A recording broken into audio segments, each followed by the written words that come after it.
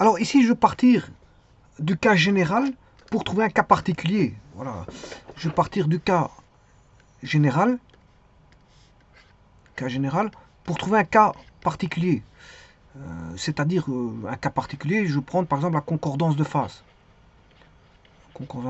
Donc, bien sûr, en somme de signaux sinusoïdaux de même fréquence.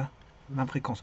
Alors, je vais trouver la concordance de phase par rapport au cas général. Donc, je pars du cas général, je vais trouver un cas particulier qui a concordance de phase. Je rappelle que concordance de phase égale 0, c'est-à-dire que vous allez avoir E1 qui est comme ceci, le deuxième signal qui est comme ça, et la troisième signal qui vaut, voilà, E1 plus E2, tout est en phase. Donc, voilà, tout est en phase. On aura phi. Ben, par rapport à la théorie générale voilà, du cas général, de la théorie générale, de trouver le cas particulier. Donc c'est-à-dire que là, on n'a pas de déphasage, puisqu'on a même phase, on n'a pas de déphasage. Donc je vais aller chercher les formules concernant l'addition.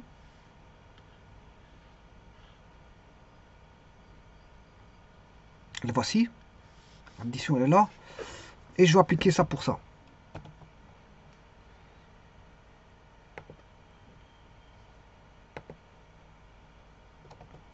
Alors, je vais me dire que phi1 égale phi2. On va se dire que phi1 égale phi2. Et ça, c'est la concordance de phase. Concordance de phase. Alors, phi1 égale phi2, déjà ici, on aura en amplitude. Donc, le signal, il vaudra ceci. Hein.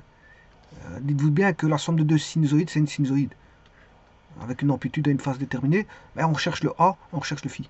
Ce qu'on va déterminer ici, c'est le A et le phi.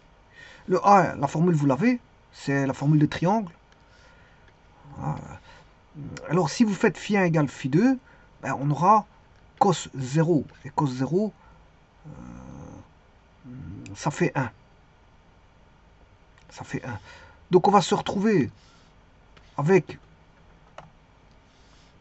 racine carrée de E1 carré plus E2 carré plus 2E1, E2.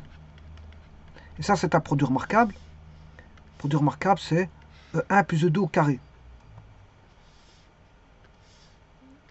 E1 plus E2 au carré. Bon, et alors bon, si je prends la racine carrée de ça, c'est E1 plus E2. Donc, l'amplitude vaudra E1 plus E2.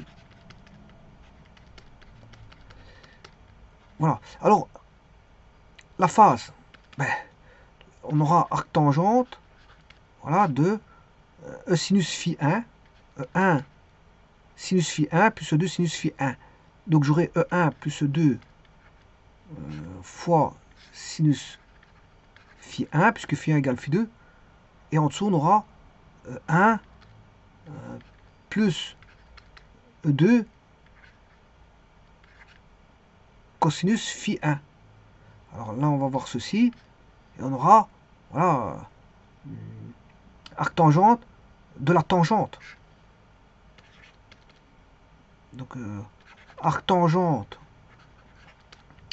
de la tangente phi 1. Donc, ça qui veut dire que phi égale phi 1. Ce qui prouve bien que la phase ne change pas. Donc, qu'est-ce qui va changer? C'est uniquement l'amplitude. En concordance de phase. Concordance de phase.